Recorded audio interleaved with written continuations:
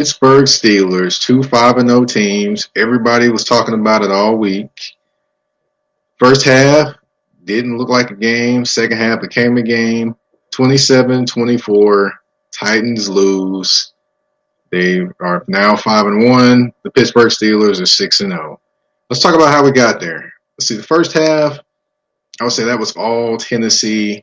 No, excuse me. That was all Pittsburgh Steelers. The first quarter, I mean, the Titans had one possession. They were on the field a little over a minute. The Pittsburgh Steelers, 13 minutes worth of possessions, and they were just dominating the game. They dominated the game. Thanks for the subscription. Thank you. It just, to me, the Titans' defense could not make stops on third downs. The thing they were doing that was big in the first half on third downs, first quarter and the first half, the Titans were blitzing a lot on third downs, which I didn't understand. You had them in third and down in the third and long distance, and you blitz, which you're giving Big Ben basically an easy read to get a first down. And Deontay Johnson was killing them on that all game long, as we saw by the 2 touchdowns, 9 receptions, 80 yards. Yeah, it was definitely a good game. So what was the biggest turnover, Peter? Wow. Biggest turnover probably was the first turnover, the Jayon Brown interception. That was the biggest one, Peter. But I would say the biggest thing that happened that turned the momentum the Titans' way in the second half had to be the A.J. Brown 73-yard touchdown pass. That was the biggest one because that one right there, the Titans were pretty dead at that point in time. It was 27-7. Not a lot of momentum going, and then all of a sudden, boom, that play happens. The energy all of a sudden picks up. The Titans' defense gets a turnover. People are, the buzz is starting to come back when it comes to the Titans. I gotta commend the Titans because honestly, if you look at the way they win games, they run the football with Derrick Henry. They use play action passing with Ryan Tannehill. In this game, Derrick Henry, he had 20 carries for 75 yards and a touchdown. The Pittsburgh Steelers did a good job bottling him up. They did. They controlled the down and distance, which was huge in the first half. And that, threw the Titans off. They couldn't get a rhythm. Arthur Smith couldn't get in the rhythm calling plays at all. And that was huge. Once, the second half happened, they got in the rhythm. They started, maintaining possession as well. That was the biggest thing. When that started happening, they got more to playing Titans football. And I think the Titans showed today, even in a loss, they showed that even if Derrick Henry does not have a monster game running the football, they could still win games because they could have took that game in overtime. We have a Steven Gostkowski kick that could have took it to overtime. Not sure why it looks so foggy. I'm not for sure on that one, Rick, but I'm here and I'm not in a fog, I'll tell you that. But this guy was huge for the Titans today, A.J. Brown. When you add that element to the offense, I mean, he can do whatever he wants. He can go intermediate. He can go, he beat you over the top. I mean, he can, do all different kinds of things offensively. And today, the Pittsburgh Steelers saw that. Joe Hayden saw that. Cam Sutton saw that. Anybody that guarded him saw that today, especially on that 73-yard jaunt that, he showed his ability to concentrate and catch passes because that wasn't an easy catch at all. It was right over the top of the linebacker. He showed his speed, and he just showed he just showed a lot on that one run. So I would say that, A.J. Brown coming back, his rapport with Ryan Tannehill being good, that bodes well for the Titans going forward. What bodes well for the Titans going forward also was just they got back to being their opportunistic selves defensively. That was a good thing for them. They got back to that, and, being opportunistic is part of what they are this year. They have not been the best defensive. They're pretty bad defensively if you look at statistics. So that, the second half made them look a lot better than what they were. A.J. Brown, that guy up there to my right or left, depending on what angle you're looking at. He actually was a solid play today. He actually did his thing. He basically, him and Tannehill have a very good connection, and he did his thing today. Now, it's a tale of two halves definitely for this guy right here. Ben Roethlisberger was definitely good in the first half. I mean, he was good in the first half. He's hitting everything, third downs. He was picking apart the blitzes, everything.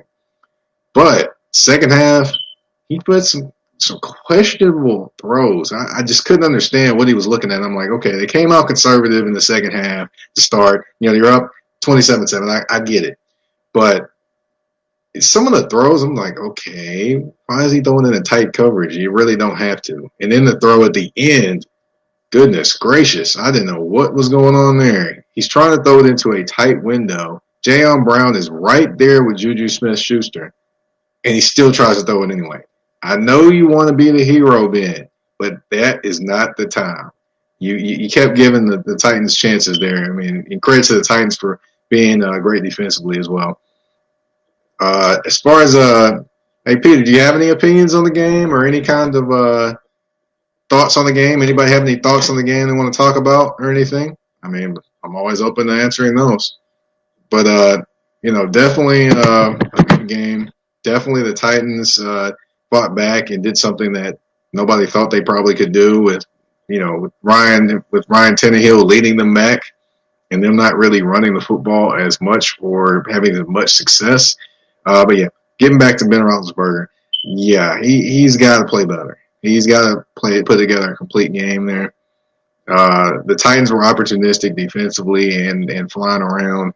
But yeah, they, Ben, you got to close out the game better than that. You're 17, you're 38 years old. You've seen a lot of things, won a lot of Super Bowls, or won some Super Bowls. You got to close out the game better than that. I give credit to the Titans defense, but you have to close out the game better than that. Now I will say one thing. He was definitely looking for this guy all game long. Deontay Johnson. Y'all talk about Chase Claypool and, Juju Smith-Schuster. This guy showed up today. He showed up. As evident, it was third and long. He was going against Ty Hill in the first half. Ran a slant. Caught it. Put on the brakes. Left, Ty Hill in the dust. Goes get a first down. Second half, catches a pass. It was first half too. Catches a pass against Jonathan Joseph. Jonathan Joseph slips. He just coasts right into the end zone. Same exact play, just different sides of the field. And to me, that highlights two things. Deontay Johnson is an electric football player, an electric wide receiver when he gets chances. Secondly, it highlights how bad the angles were the Tennessee Titans defense was taking. I mean, honestly, if you look at the defensive backs, they're shading him over the top, right? And I don't know who all knows anything about defensive backs, but let me break it down to you. Okay. He's playing outside coverage on him. He's shading to the outside of the man, which means, he's on his outside shoulder closest to the sideline. When he runs that slant, you're supposed to stay on that outside and keep that leverage and funnel everything inside. Because if you lose leverage, there's nobody outside to help you. Every single time. Ty Hill, when he was coming down that slant, he was way inside. And when he got way inside, of course, Deontay Johnson can reverse and go outside and make that first down before the pursuit gets there. Second time, Jonathan Joseph, he's a veteran in the NFL. I don't know what angle he was taking, but he took a horrible angle. Boom. He basically tries to beat him to a spot, but he's not close enough to beat him to the spot. He puts on the brakes, runs in untouched for a touchdown. But Deontay Johnson, he definitely was the man today for the Steelers. Chase Claypool maybe in a Rookie of the Year, Offensive Rookie of the Year running, but yeah, Deontay Johnson stole the show today. I'll definitely say that. All right, one guy that I will say this. Let's talk about the Titans defense since I'm talking about the how they did today and the players on the defense. First half, it was bad, really, really bad. I will say that they say you were sweating that one. Yeah, the second half, the Titans definitely put the pressure on. I will say that for sure, Mark. What was your opinion on the game? What were your thoughts on the game, Mark? Now, I will say this. Just looking at the game and watching the game in the first half, Titans were missing a lot of tackles. Titans were just out of position. And that cost them. And Pittsburgh made them pay every single time. I mean, you get down in distances, 3rd and 12, 10, 8. Titans are blitzing, but you're leaving your defensive backs in one-on-ones. They haven't been good in one-on-ones all season, but you leave them in one-on-ones. I didn't understand that, but, of course, I'm not the defensive coordinator, and it is what it is. But I would say that cost them. Another thing that cost them in the first half, no pressure. No pressure on the quarterback. I mean, there's no pressure on the quarterback at all, and that was huge in the first half because basically Ben was getting comfortable, and he could do whatever he wanted because he was comfortable back there. So, I mean, that's what it was. I mean, that cannot be continue to be the thing for the Titans and them not getting not getting pressure on the passer. That's just bad. That's just bad. I just don't understand. You have Jadeveon Clowney, you have Vic Beasley, you have Harold Landry. I mean, you have guys that can rush the passer and have shown flashes of rushing the passer, but none of them can get to the quarterback. I don't get it how they have not gotten to the quarterback. I will say that they're very opportunistic defensively. I'll give them that. They definitely are opportunistic defensively. And yes, Mark, you're 100% correct. They let them convert way too many 3rd downs. And I don't know how much you know about the Titans, Mark, but the Titans are last in the NFL at stopping people on 3rd down. They're like give up 50-some, 60-some % of people of teams they play. I'm sorry, get the first down on 3rd down from them. Yeah, it's crazy that a 5-0 team gives up that many 3rd downs. Crazy, isn't it? But yeah, it happens. It happens. And that's all I can say is just like, wow. Could not believe. I can't believe they haven't solved that yet or figured out how to solve that. But one thing there is going to be the pass rush. They're going to have to. I don't know what they're going to have to do, but they're going to have to increase their pass rush because that's not going to cut it. That's not a championship pass rush. I know Jadeveon Clowney is talented. Jadeveon Clowney is talented, but that's not going to cut it. He's brought here to put pressure on the quarterback and make things happen. And I don't know what's going on or what they're scheming up, but obviously whatever they're scheming up is not working. Maybe a little bit more movement, a little bit more twist, a little bit more not tight end, but a little bit more defensive end linebacker games or anything like that, twist and stunts, something like that maybe will get them going, but just not consistent pressure at all. Now, we'll say the second half, they definitely made some things happen. They definitely, were putting pressure on the defense, on offense, and, in terms of coverage. And I will say, this guy right here, I'm about to show you, that guy was the MVP of the defense today, Jayon Brown. I will say this: you look at the coverage down the field.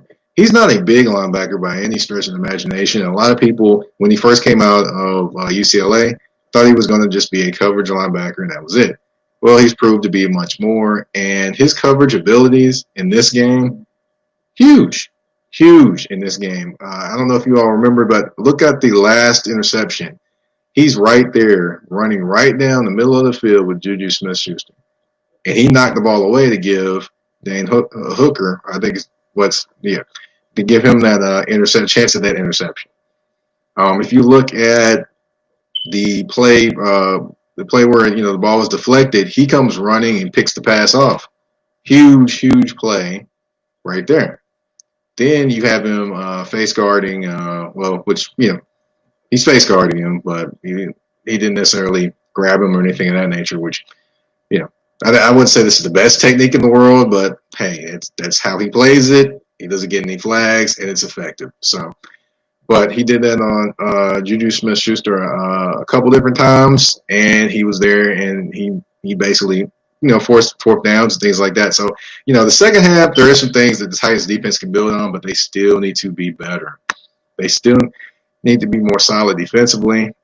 They still need to work on just the fundamentals of defense, because they are a championship level team offensively. I'll say that because, like I said previously, they showed today that even if Derrick Henry does not get going and have a 100-yard game, they still can win a game because of the weapons they have. And today you also got to think Jonnu Smith didn't really get going as much. Corey Davis was effective, and A.J. Brown was there. Imagine if all those guys actually even had a super solid game. I mean, Corey Davis had a solid game. I'll say that. Imagine if Jonnu Smith actually shows up more than what he did today. I'm not saying, whatever Pittsburgh was doing wasn't great, but imagine if he shows up even better than he showed up today. And they still were in the game and still fought back to have a chance to win this game. So, I'll say kudos to the Titans for that. Of course, there are no more victories. A loss is a loss. You take another L from it, you learn from it, and that's what they have to do. As far as